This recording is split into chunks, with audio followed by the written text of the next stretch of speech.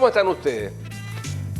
Indudablemente que lo que usted piensa después de 3 o 4 meses en que el país está en una efervescencia, y lo que uno además piensa cuando ve aviones que se caen en el mundo por efecto de algún ataque que se produce por estas cosas internacionales, uno piensa, ¿existe ciberseguridad en Chile? ¿Es posible buscar acercarse a aquello que otros países tienen? Por eso quiero conversar hoy día de este y otros temas con el senador por la región de Valparaíso, don Kenneth Piu. Senador, gusto tenerlo por acá. Igualmente, muchas gracias y un placer de estar compartiendo este verano con los auditores. La verdad es que este tema es relevante por varias cosas. Nuestro mundo es digital, completamente digital. Y lo vemos en expresiones tan sencillas como las redes sociales. Todos usan todos los días las redes sociales, pero exponen todos sus datos personales, su forma de ser a ese mundo digital. ¿Y qué pasa? Que esa información puede ser usada en contra de ellos. Nos puede afectar incluso los procesos eleccionarios, que los vamos a ver este año, muy prontamente ahora para un plebiscito. Los vamos a ver también en situaciones que pueden afectar a la industria y especialmente a la infraestructura crítica. Por lo tanto, es un riesgo mayor que tenemos que considerar. Ahora, uno piensa esto y mira las películas, bueno, cuando mira las noticias internacionales como que lo toma en serio, pero uno siente que es como de Netflix esto, es como de cine, es como que nosotros no estamos en ese lugar. Pero de acuerdo a algunos estudios internacionales dicen de que durante el último año Chile ha estado expuesto a muchos ciberataques de diferentes tipos. ¿Es eso efectivo? Bueno, eso es efectivo y lo vimos en esta explosión, en esta revolución que tenemos.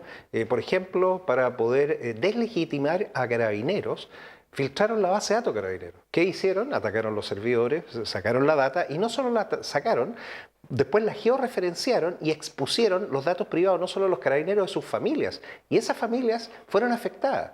Por lo tanto, pero explíqueme eso.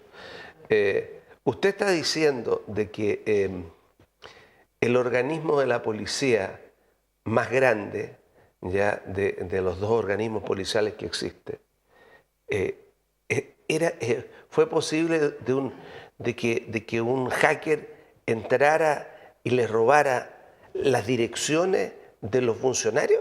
Así es, eso ocurrió y una parte importante, casi la mitad de los servidores que tiene Carabineros que estaban en esa base de datos, con la información además de sus direcciones, fue puesta y tratada en forma externa. De hecho, fue un sitio web alojado en Rusia que presentó esta información para que la gente fuera a atacar a Carabineros. Entonces, la información personal es no solo privada, sino que puede ser usada en contra de las personas. Hoy estamos con el padrón electoral, el CERVEL, ha puesto todas las direcciones de toda la gente, con su root, su dirección, su mesa, disponible para todos.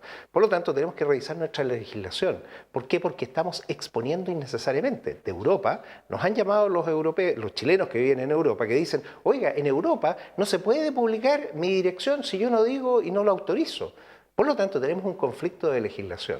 La data es fundamental protegerla. Acláreme eso, o sea, porque yo no lo sabía.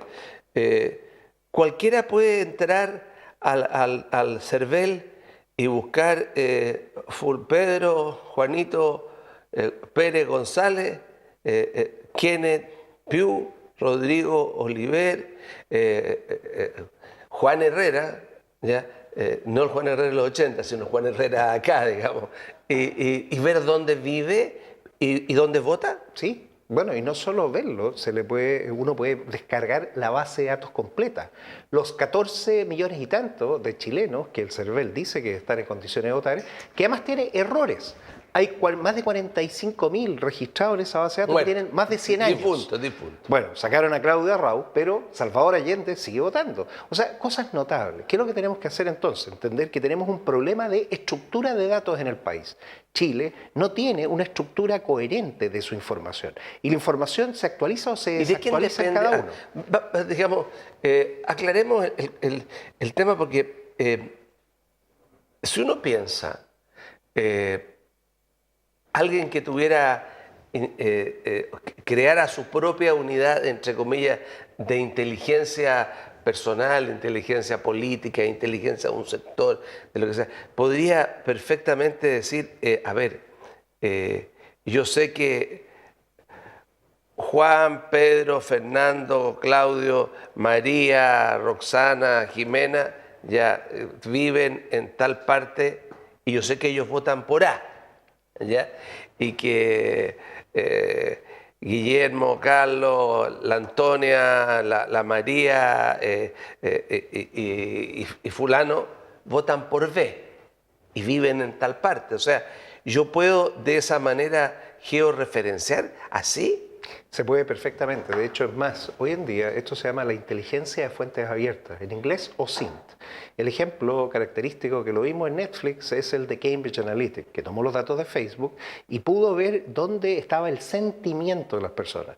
Hoy en día, la inteligencia artificial hace la sentimentalización viendo cuál es el comportamiento, a quién le dan likes, cuáles son los comentarios negativos, y pueden saber perfectamente dónde está esa persona. Y después pueden modificar incluso sus preferencias y llevarlas a elegir un producto específico o a elegir un candidato en particular. Por lo tanto, la manipulación en redes hoy en día es gigantesca y para eso tenemos que prepararnos. Esos son los ámbitos de la seguridad de las personas en el mundo digital. Esto es mucho más allá que le roben a uno la clave del banco para una transacción. Estamos hablando que la democracia se puede poner en peligro si no tomamos medidas. ¿Qué es lo que he hecho entonces? Sostuve ya una reunión con la gente de Facebook. Facebook, que es la plataforma más usada de Chile, al día se conectan, este es el dato que nos entrega Facebook, 10 millones de chilenos. 10 millones. 10 millones. 10 millones de chilenos están interactuando en Facebook. Obviamente, esa plataforma, si no cumple con la ley electoral nuestra, esa plataforma puede ser usada para poder llevar a las personas a lugares donde tiene que ser. Entonces, ¿cuál es el desafío del servicio electoral ahora? Poder controlar que no exista manipulación de la elección en las redes. Ellos lo hacen hoy con las pancartas, las palomas, que no las mueven de un lugar a otro, pasan multas.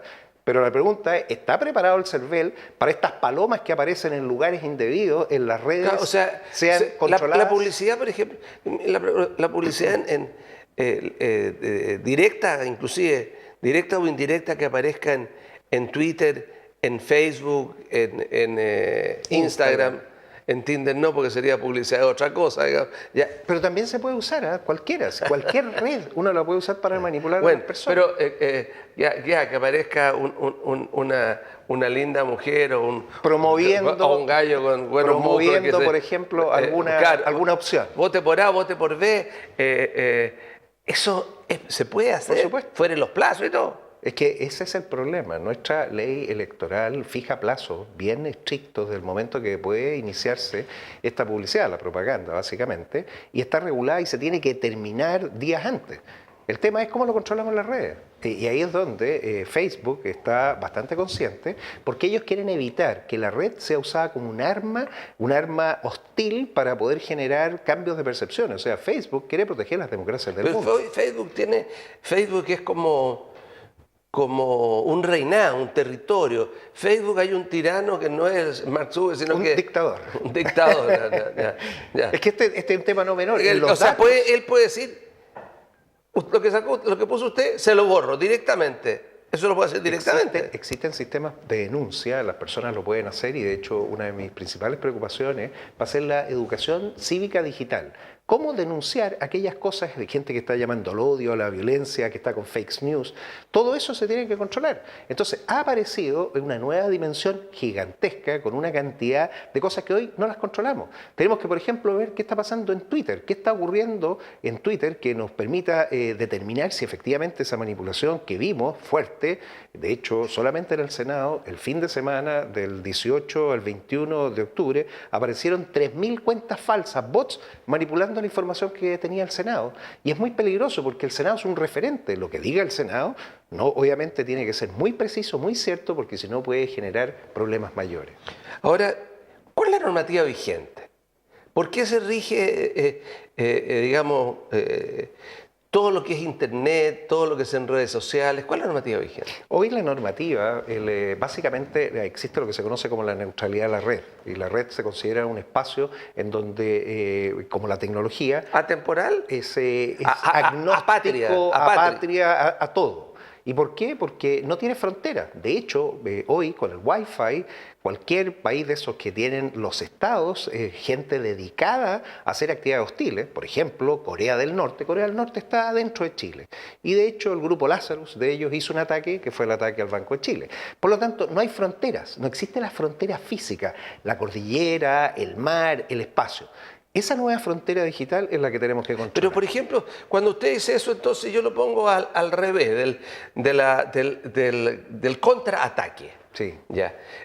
Si eso es así, entonces, ¿por qué la ANI o la policía, qué sé yo, o el gobierno a través de su Ministerio del Interior o su Ministro de Defensa o Ministerio de Defensa no bloquea, ataca directamente, no produce una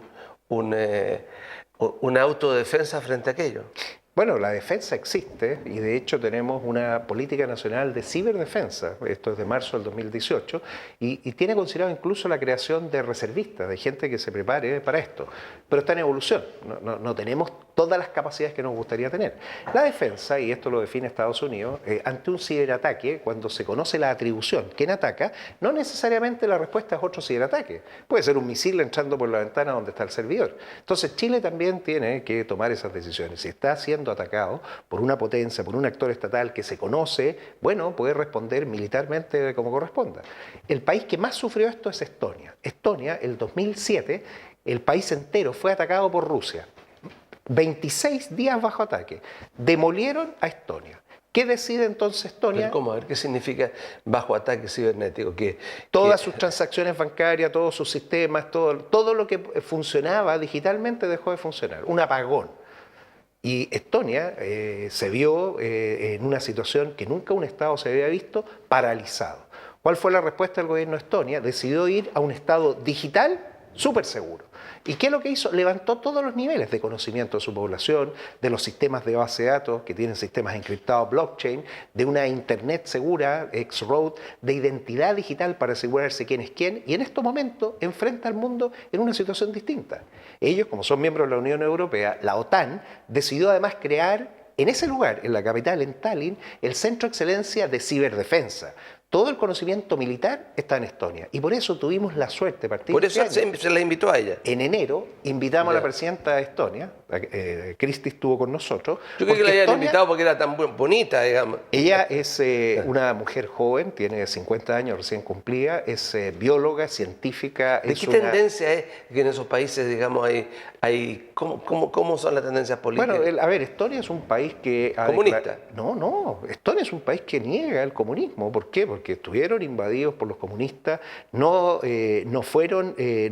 cuando ellos salen de la Unión Soviética, se desarma el muro de Berlín, deciden ser una economía de las que se llaman las like-minded countries. ¿Es que una economía liberal? Es una economía liberal donde el Estado incluso le entrega a los privados muchos de los servicios. O sea, es una combinación perfecta público-privado, bastante virtuosa. Y ellos, obviamente, no consiguen el comunismo como una forma de economía porque creen en economías abiertas con la participación de las personas. ¿Por qué? Porque creen en el talento. El talento está en algunos pocos, no en todos. Y esa gente talentosa, hombres y mujeres, son los que tienen la posibilidad de crear. Y este pequeño país es en este momento un referente mundial por esos talentos. Y tiene un Estado... ¿Qué es lo que se va a hacer con ellos en Chile? Con ellos, ¿qué es lo que se ha hecho? Con Estonia, básicamente se firmó el presidente Piñera con el representante del gobierno, porque la jefa de Estado no firma. Ella no tiene un partido político y de hecho tiene que tener presidencia.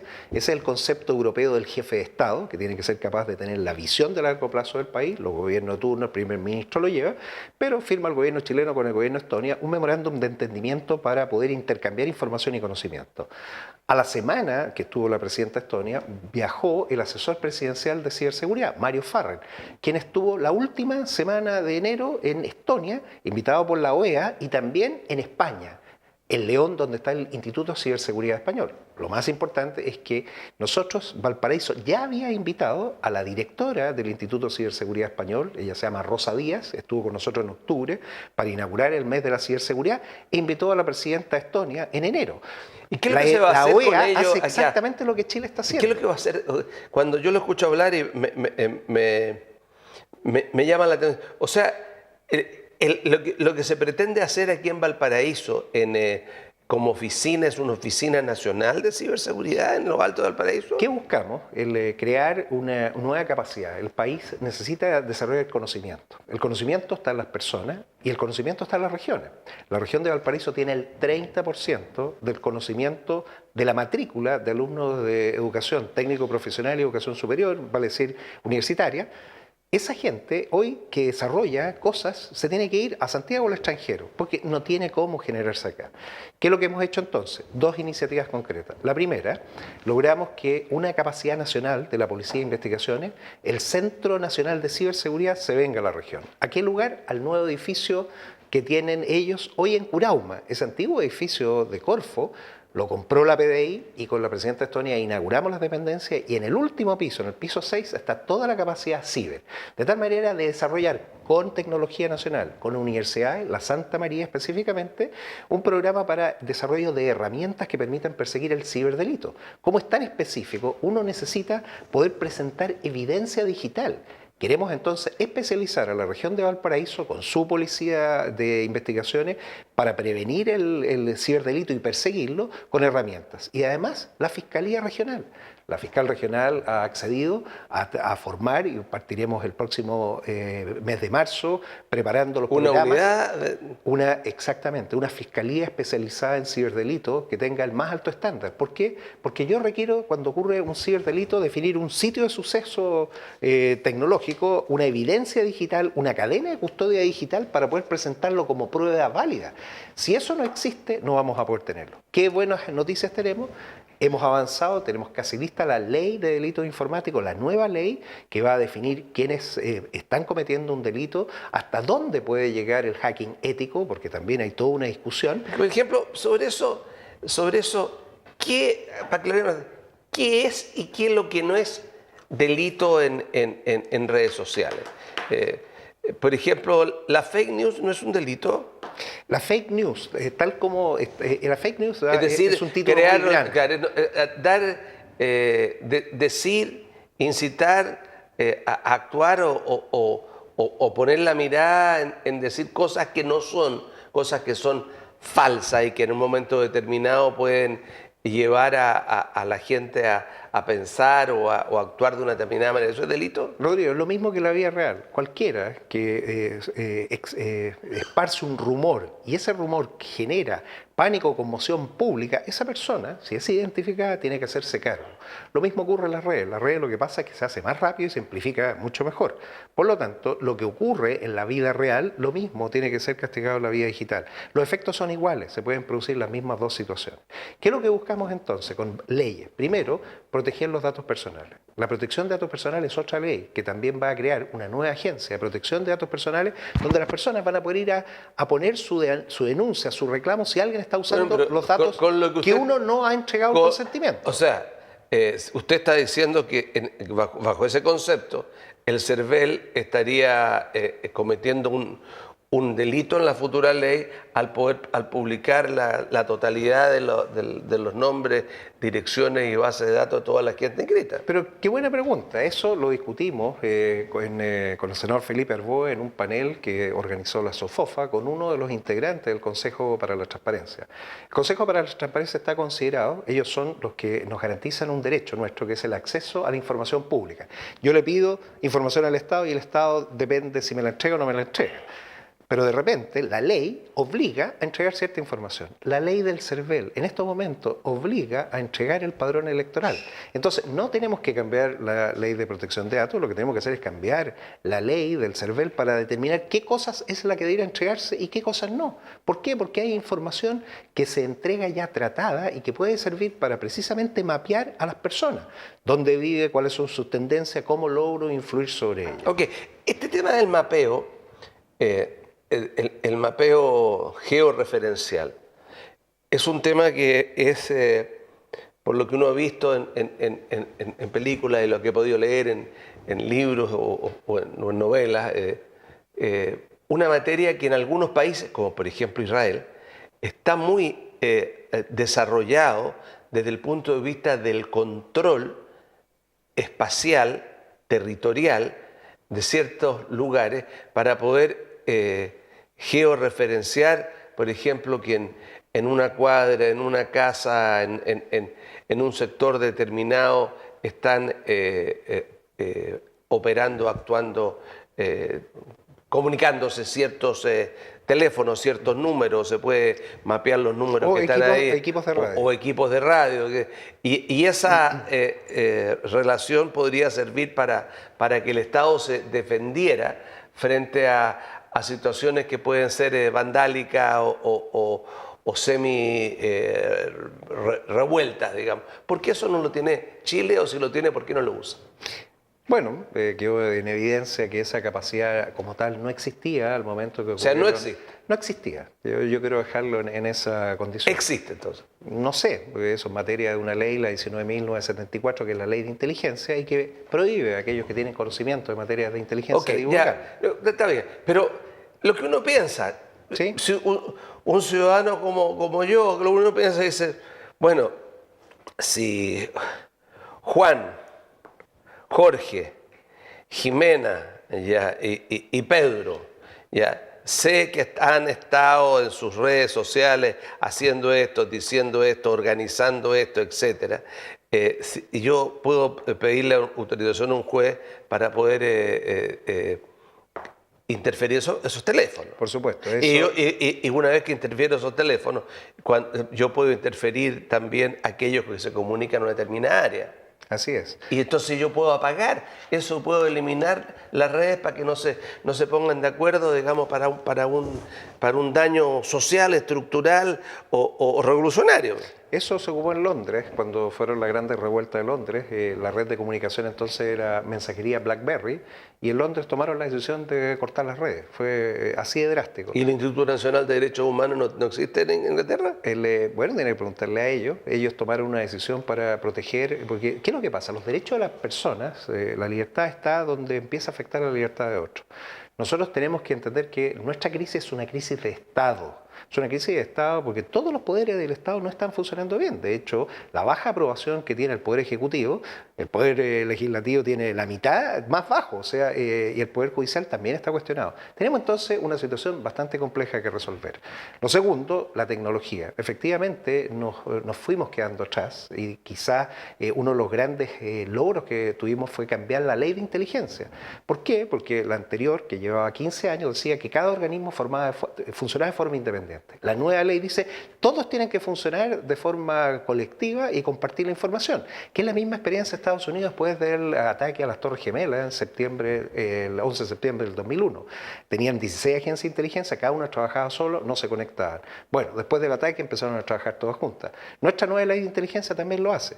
Hemos tenido entonces que cambiar las leyes, nueva ley de inteligencia, nueva ley de protección de datos, nueva ley de delitos informáticos, y estamos sacando también una ley de protección de la infraestructura crítica, que no solo tiene que considerar la parte física, el resguardo de todos, incluso de fuerzas militares, sino que la parte virtual. ¿Quién protege virtualmente? ¿Solamente las compañías prestadoras de servicios? ¿Cuál va a ser el rol del Estado? ¿Cómo vamos a determinar quién ataca al país digitalmente y saber quién está detrás? Esos son los desafíos que este año tenemos que resolver, y por eso esperamos este año lanzar la ley marco de ciberseguridad. Ok, no nos queda más de 2 minutos, 1 minuto. Es sumamente interesante lo que hemos conversado. Es un tema que a mí, con uno de mis hermanos que ya está en otra dimensión, digamos, siempre nos gustaba desde chico la ciencia ficción. Él era mayor que yo, leíamos, veíamos las cosas, etc. Y casi como pensando en Isaac Asimov en los años 50, lo que pasa hoy día, lo que sucede hoy día, los adelantos de hoy día, y escucharlo a usted, me hacen pensar y reflexionar, ¿será necesario o será muy peligroso tener un voto electrónico? ¿Qué opina usted? Por lo pronto es muy peligroso, y yo por eso llamo a cuidar el voto. Cada uno se manifieste como lo desee, es la democracia, y la democracia se expresa votando, no en encuestas, votando. Por lo con el tanto, papelito, con la mano y con la rayita. la experiencia reciente, son pocos los países. Estonia lo puede hacer porque es un estado ciberseguro. Pero Inglaterra, que tuvieron elecciones recién, fue en papel. O sea, el papel es una buena forma y no vayamos con la discusión de cómo votar o no votar. Vámonos a la certeza, a las cosas que funcionan. Pero aseguremos e invitar a todos a que no solo vayan a votar, sino que también participen de apoderados de mesa y que puedan ver con sus ojos lo que está ocurriendo y que las cajas sean guardadas como corresponde y que se le dé la protección.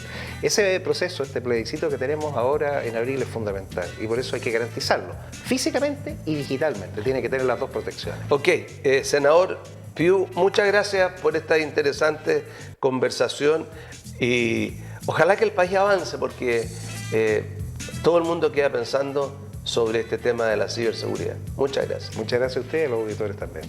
Bueno, y a usted que nos ha mirado un tema nuevo, distinto, a veces inimaginable, pero usted que tiene redes sociales, usted que participa en las redes sociales, indudablemente que es bueno conocerlo. Que estén ustedes muy bien.